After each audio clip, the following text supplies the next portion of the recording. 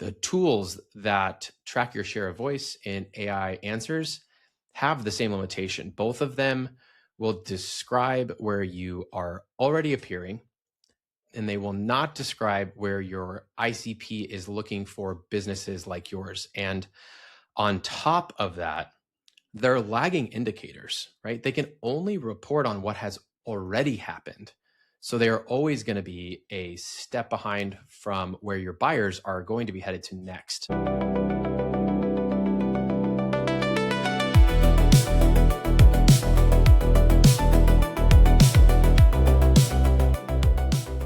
Hey, welcome back to the Search Signal. I am Michael Transon. I'm the founder of a search marketing agency called Victorious.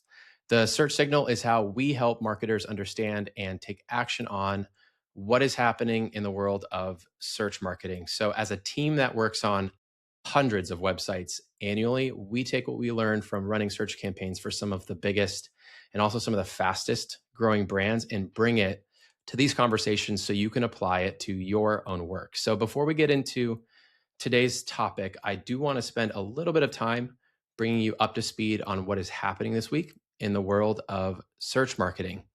So a couple of episodes back, I told you about a new search console feature called Platform Properties. And this was right when Google had first announced it.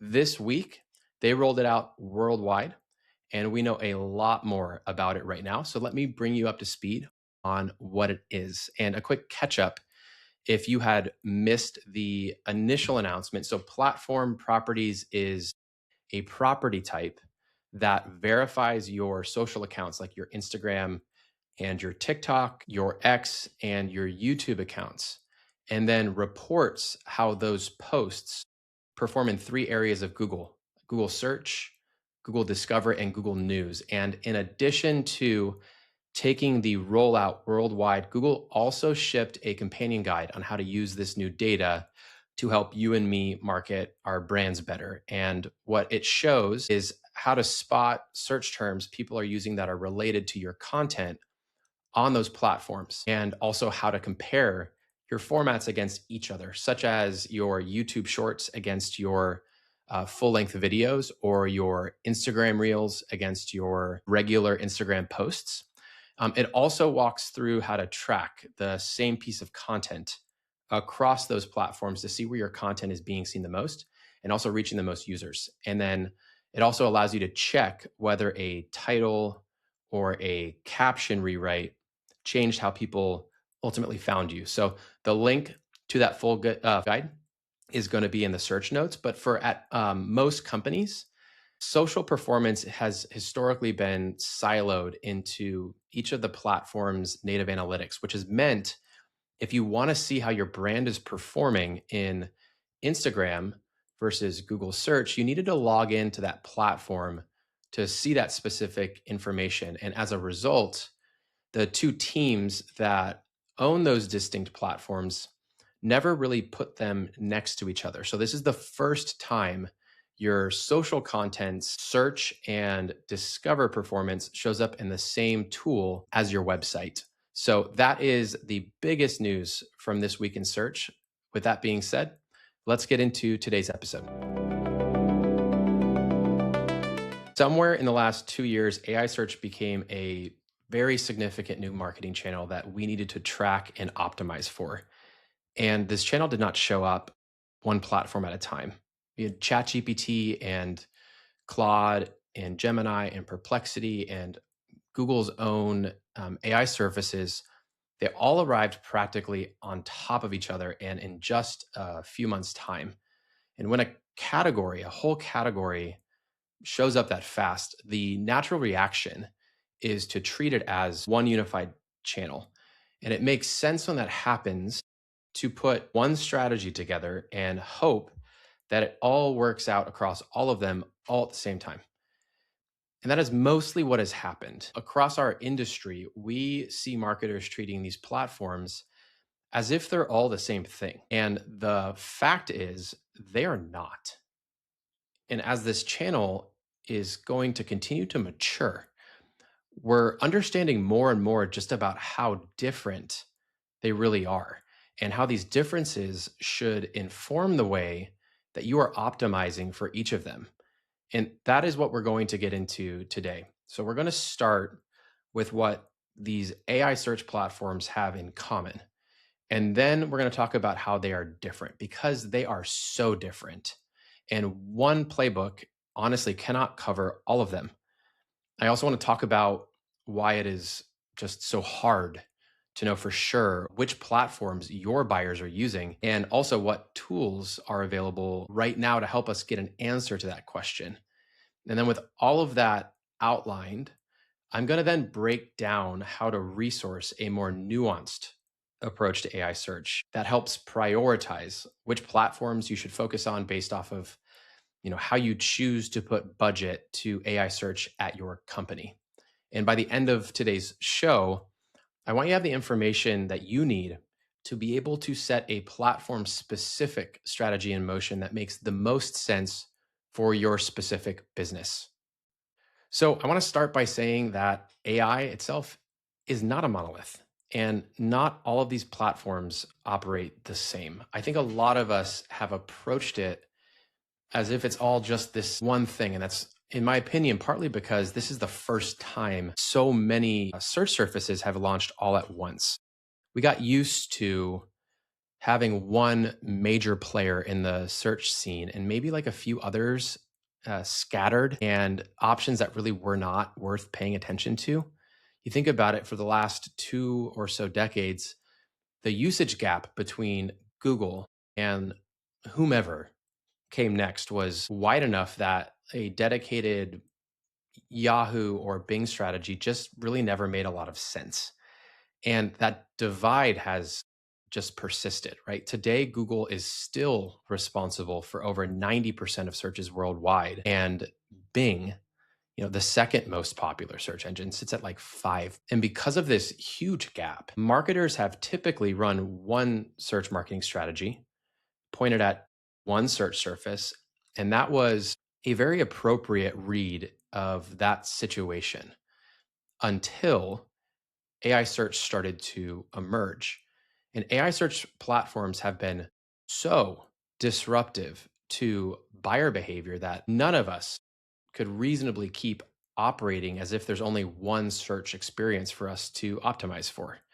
SimilarWeb estimates that ChatGPT.com has had over 5.5 billion visits in just the last 3 months. And that's just one platform, right? Up to now, nothing has challenged Google's search dominance like that. And the fact that all of these platforms, ChatGPT or Claude or Gemini or Perplexity, and even Google's own AI surfaces, all emerged in rapid succession and with such fast user adoption, it's forced us all to acknowledge that we just can't continue to optimize for traditional SEO on Google and expect to compete well in our industry. And because they did all emerge around the same time, marketers responded quickly and in the only reasonable way that they could. They kept the SEO strategy that they had and then folded AI search strategies alongside of it.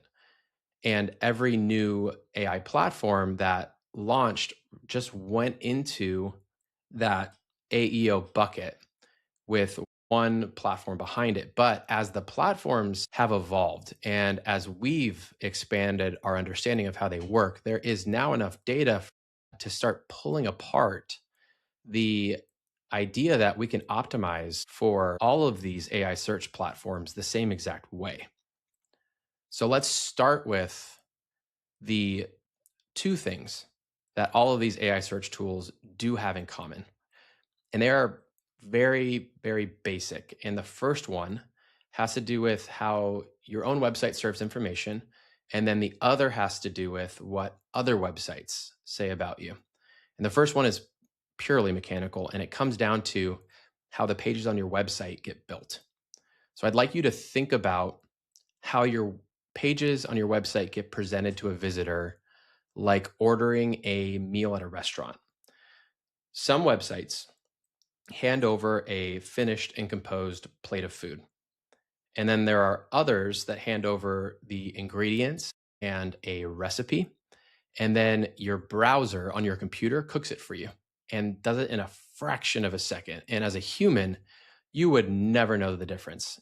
Either way, you're just looking at a normal website page. Crawlers for AI search tools like ChatGPT, right? They don't cook. They take whatever they are handed. And if that is a pile of ingredients, they walk away thinking that there's really nothing there.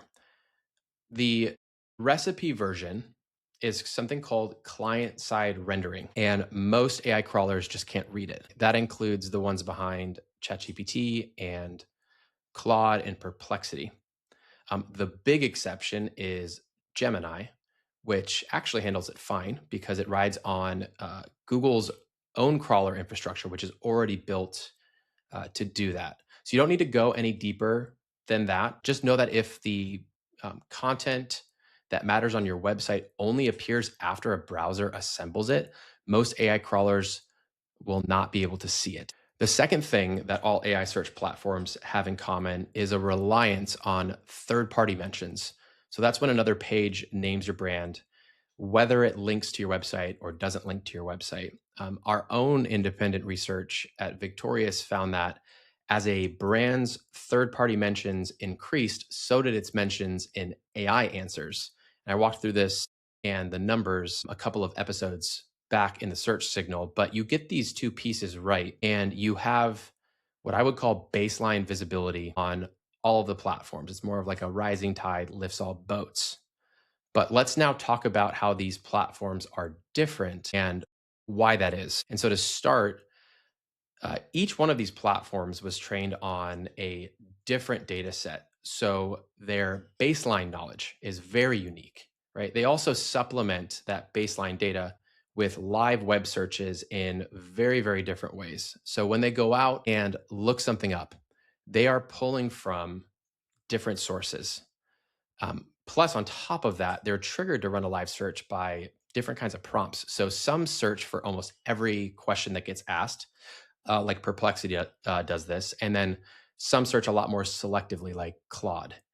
So even if you run the same exact question or query on each of the platforms, they're not going to go looking for answers in the same places, and there ends up being very oftentimes little overlap in the sources that they reference.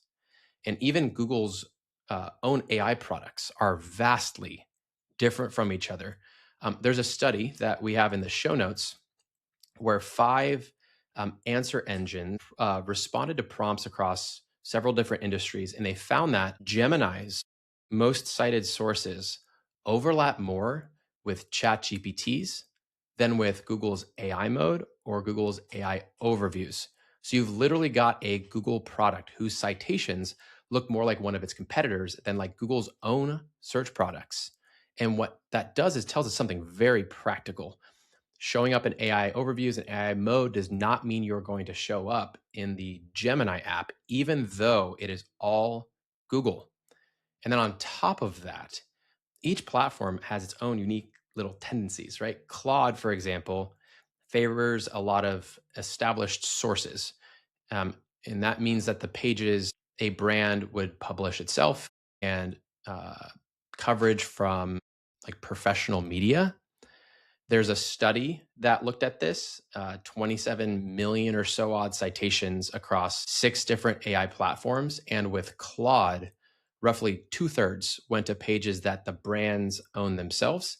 And then most of the rest went to media coverage. Social sites like Reddit, for example, were barely registered in the study. So on Claude, for example, your own content and coverage in trusted publications are more likely to get you cited, and presence in Reddit threads, for example, probably won't. And their behavior also evolves in different ways and also on different timelines. So, case in point, Perplexity's citation mix is constantly changing. Earlier this year, our own research found it favoring news outlets and specialist publishers. And then just a couple of months later, there was another separate study that found YouTube had become Perplexity's most cited source. And there was this old assumption that Perplexity favored Reddit, which is also out of date. And Reddit's share of citations have been dropping off of a cliff, even just a few months back from now. So if you optimize for what Perplexity references today, you should know that those sources might keep shifting as that platform continually learns and updates. And that's likely just as true for the rest of these platforms. And then there's also, on top of this, variance within each of these platforms as well. So remember, all of them were built as prediction engines, right? So the same LLM, if you ask it the same question twice, you are likely to not get the same answer, right? There's a research team that tested this by running over 70 or so odd prompts, and they ran them over and over and over across 4 different platforms. And on questions where someone is still weighing their options, the mix of brands that were named stayed about 60% consistent from one run to the next run. But on questions where someone was actually ready to buy, that consistency dropped to about 40. So even on a single platform, right, the closer the question gets to a purchase, the less consistent the answers ultimately get. And point being, in this whole thing, there's foundational work that pays off across all of these platforms. And then there's also more nuanced work that has to be tuned for each one of them. And there's a lot more research behind all of this than I can possibly share in just one episode. So we're going to link to a bunch of the research and data in the show notes if you do want to investigate this any further on your own. Okay, so we've established that these platforms are too different right now to treat them as one thing. As a result, your instinct might be to just pick the platforms where your customers are and then optimize for those ones. And I'll tell you, you definitely should consider doing that, but it's also harder than you might think. And definitely hard to make a data backed decision about where your specific customers for your business are searching. Because at the end of the day, your AI visibility metrics, the ones that you track, show where your brand is already visible. And that's either by design or by accident. And that's not the same as knowing where your buyers are asking those questions. The tools that track your share of voice in AI answers have the same limitation. Both of them will describe where you are already appearing, and they will not describe where your ICP is looking for businesses like yours. And on top of that, they're lagging indicators, right? They can only report on what has already happened. So they are always going to be a step behind from where your buyers are going to be headed to next. So the next logical place to look for as you're trying to grab data on which platform your customers use the most, you could be like published research, for example. And that research exists, but most of it is in the form of survey responses. And an inherent limitation of surveys is that the responses are going to be shaped by the questions that were asked, right? So, for example, Adobe had asked shoppers whether they had used AI for online shopping, and about 4 in 10 said yes. Then McKinsey asked people who were already using AI tools what they use them for, and only about 1 in 5 picked brand or product discovery from a long list of other options. And then a third survey asked whether people use AI for local business recommendations, and about half had said yes. So that is 3 credible surveys and 3 very different numbers. And it's because each one of them asked a different question. And none of it is broken out in a way that you can extrapolate anything about the platforms that your customers use. So you can't measure your way to this decision. You're going to have to make a judgment call. And because the platforms are different, and because no data source is going to tell you which ones your buyers use, you have to make a resourcing decision about how granular to make your AI visibility strategy. And the way I think about it, you've really got three options. Option one is a generic AI search strategy, and you don't distinguish between the platforms at all. You go broad instead of going deep. And in practice, that is going to mean executing the foundational activities very, very well. So this is making sure that it's making sure that AI crawlers can effectively read your pages. It's going to mean focusing on third-party coverage and reviews that are going to earn web mentions.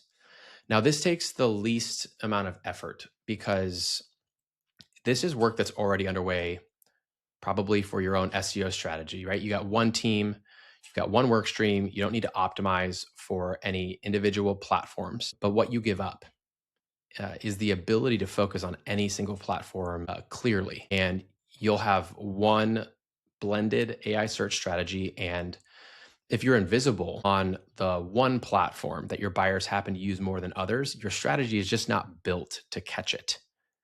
But then option two is picking two or three platforms to really go deep on and accepting that the others are going to get like crossover benefit from some of the foundational work I outlined in option one. And going deep adds two layers of work to the platform. The first is platform specific work itself, which is going to be different work for each of the platforms, right? Getting cited on Claude, for example, would focus on citations in brand websites and in more established publications versus getting cited on Perplexity would focus on YouTube videos and coverage in news outlets. The second part of that we need to think about is also our reporting. We have to be able to segment and report on each of the platforms uniquely. And then you have option three, and this is going deep everywhere with a dedicated strategy for each of the LLMs and for Google search as a surface in its, in its own right. And that multiplies I would say the per platform effort across, 5 or 6 platforms at once. And this is the most resource intensive, but it will provide, in my opinion, the best outcome. So when you look at these three options, the design constraint is just how many platforms you can manage to resource well. And from my perspective, I think most businesses should focus on option two, which, as we talked about, is just picking a couple of platforms to go deep on and then get the crossover benefits of the others, right? Two or three that are done really well are going to beat, in my opinion, a more scattershot approach that's going to be a little bit more difficult to execute on and also to measure. Okay, so my recommendation for most businesses is going to be option two, which is going deep on a few specific or chosen platforms. So the next question after that becomes which ones? And I'll explain why I think this, but my recommendation for most companies is to prioritize a mix of Google surfaces. And this would be traditional search, Gemini, AI mode, and AI overviews. Now, I think about Google's AI products according to where people encounter them rather than the technology that is behind them. So the Gemini app, for example, that is its own destination, and it is somewhere where a user will go on purpose. But AI overviews and AI mode are different. They live inside of the same Google search experience that people have always used. And an AI overview converts into an AI mode the moment that you ask it a follow up question. So, from where your buyer sits, the way they look at it is it's all just Google search, right? Most people are already in the habit of going to Google when they want answers.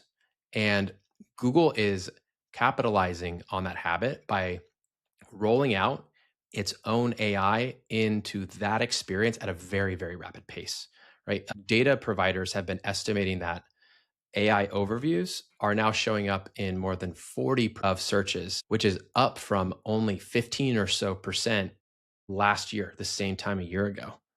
Um, and then AI modes visits itself have more than doubled over the last year. And then also on top of this, at Alphabet's Q2 earnings call, they said AI mode had passed a billion monthly active users since they had gone global with that feature in October of last year. So the point being, optimizing for that one surface covers AI overviews, AI mode, and traditional results all at once. And my read on this is that I believe AI mode is going to become the dominant experience in organic search. And I'm basing that off of three things. First, the AI overview handoff makes AI mode the just obvious next step for anyone who is asking a follow up question. And then, second, Google announced a redesign of search's entry point at their I/O conference in May, which puts AI mode a step closer, in my opinion, to being the default search experience. And then, lastly, on that same earning call that I just talked about, they also said that they had cut the cost of an AI mode response to its lowest level since they had launched it. So, when it gets cheaper for Google to serve an AI mode answer, you can expect Google to serve a lot more of them. So, investing, in my opinion, into the Google search experience is much more likely to pay dividends if AI mode takes that dominant position because it's all native to the same place that users are already defaulting to when they are looking for answers. And that default is pretty sticky, right? Like a recent study that we had found saw that almost 6 in 10 consumers run a Google search immediately after getting a recommendation from a separate AI tool. So point being is the AI answer for most people is not the end of their research. People are still coming back to the search platform that they trust most to double check it, which means when you take this approach, Google search actually earns your attention twice, right? Once to get its own AI answers, and then a second time as the place that people go to verify all the other AI tools' answers. So if you're going to resource one surface properly, in my opinion, that's going to be the one. And that means maintaining your focus on traditional search optimization and putting your resources towards AI overview and AI mode optimization. So that's the case for making Google your very first priority. But if you have got the resources at your company to go deep on a second platform, let me talk to you about how you might pick it. So, one method you might consider is focusing on user numbers. So, ChatGPT, for example, has published the biggest user numbers of any of these platforms. But let's take all these numbers with a grain of salt because the companies that are publishing them benefit a lot from inflating them, right? A big usage number is how a company or a platform convinces the rest of the market that it's got a lot of staying power, right? Also, comparing user numbers across platforms can sometimes be a apples to oranges types of exercise. OpenAI's 900 million weekly active users, uh, they announced that in February, and they did it alongside a funding round, and it hasn't been updated since, right? Anthropic and Perplexity, they don't publish their user accounts at all, right? Microsoft, which has Copilot, that reports paid seats and doesn't report people. And then Google discloses theirs on an earnings cycle, right? So that's 4 platforms with 4 different definitions of what a user is. And one of them isn't even counting users at all, right? So the platform with the biggest public numbers might look like an obvious choice, but that could be a trap, right? A usage number that you can't compare to anything else, in my opinion, is just marketing. So setting those unreliable usage numbers to the side, there's really no good, honest way to find out directly which platforms your buyers are going to use. So I would say start with the one thing you already know. Are you selling to businesses or are you selling to consumers? Are you B2B or are you B2C? If you're B2B, Claude might be the way to go because it has been very widely adopted by a lot of different businesses. So there is something called the Ramp AI Index, which is run by Ramp and it tracks corporate card spend across something like 70,000 different businesses. And what it's doing is watching what companies pay for rather than taking the survey route and asking anyone to self report their usage. And it had recently showed more businesses are paying for Anthropic than for OpenAI. And right now it's like only about a point and a half. So you could say it's basically a tie. But what I would take from it is that Claude is becoming a default platform for a lot of businesses, which means there is a decent chance that it's going to be the assistant that is open when B2B buyers are starting to look for vendors or for software. Although if your buyers, live inside Microsoft's ecosystem, which, could be very true at more of the enterprise B2B level, Copilot could be something worth looking into. But if you're in, for example, B2C instead of B2B, ChatGPT's reach, in my opinion, still makes it a pretty good bet as your second priority behind Google. Pew Research had found that ChatGPT is just at the top of chatbot usage in pretty much every age bracket that they had measured. But lastly, I would also say you can lean on your own internal ICP data because at the end of the day, where your buyers spend their time better than any survey or usage report could ever tell you. And we've established that in this conversation today that each platform also has its own citation pool, right? Claude, like we mentioned before, runs on brand websites and a lot of established websites and publications. ChatGPT skews to Reddit and Wikipedia and some industry pubs. But then we also have Perplexity right now is running heavily through YouTube and news outlets. And then also, our own research even found this, and it's well known that Copilot indexes very heavily on LinkedIn and other Microsoft adjacent properties, and also does a lot of focus on B2B publications. So, what I would say is take what you know about your own customers. And I mean things like the publications that they read, right? What are the communities that they hang out in? What are the review sites that they like to check? And then back into the platform whose citation pool looks most like that list. So if your buyers are on, LinkedIn more than that they are on Reddit, that would point you to a platform that would prioritize that source. And nobody can hand you a third-party measurement of where your buyers are asking these questions. So this pick really is yours to make based off of what you understand about your market. But I would also just treat it as a hypothesis, right? Pick your second platform, establish your baseline, put in the work, and then measure it for like a quarter or two. And then you need to be willing to adjust the strategy accordingly.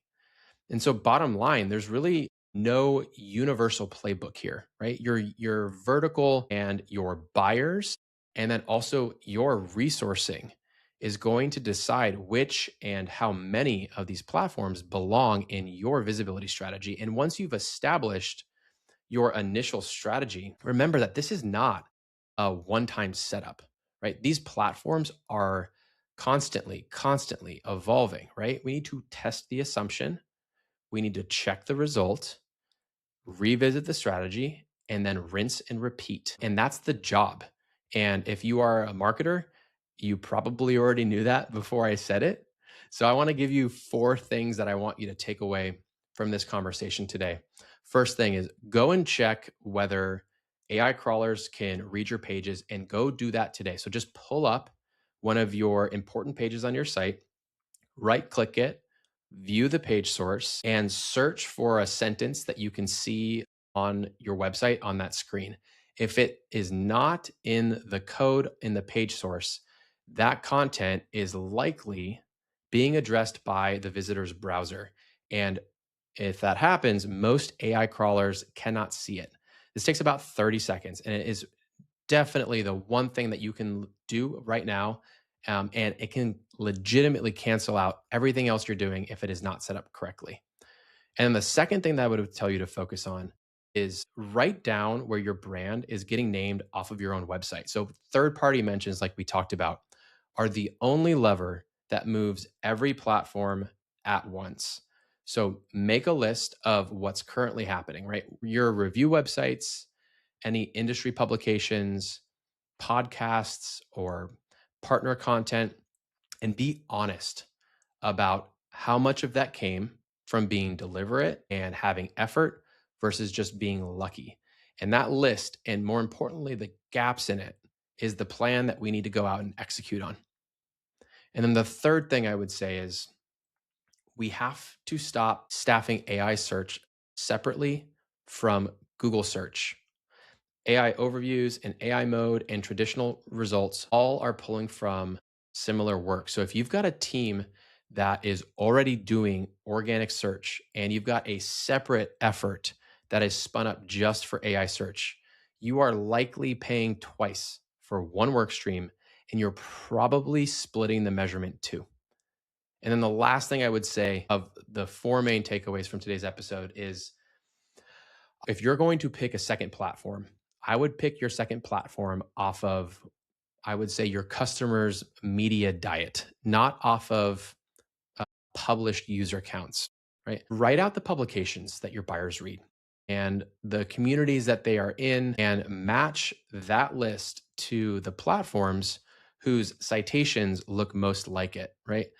We talked about this earlier. Like LinkedIn heavy buyers are going to somewhere different than Reddit heavy buyers, right? Give that pick, whichever one you choose, the platform, give it a quarter, baseline it, and then also be willing to find out if you were wrong and you need to go somewhere else. But if there is a bigger point under all of this in today's episode, it's that AI search rewards the same instinct good marketers already have, right? You don't know exactly where your buyers are. So you make your best read, you commit resources to it, and then you stay close enough to the data to change your mind. And this is a very new channel, and sometimes it can feel very scary. But the job and everything that we can do to control it is not. So if you got something out of today's episode, please follow the show so the next one finds you. That is it for me. I am Michael, and this is the Search Signal. I will see you next week.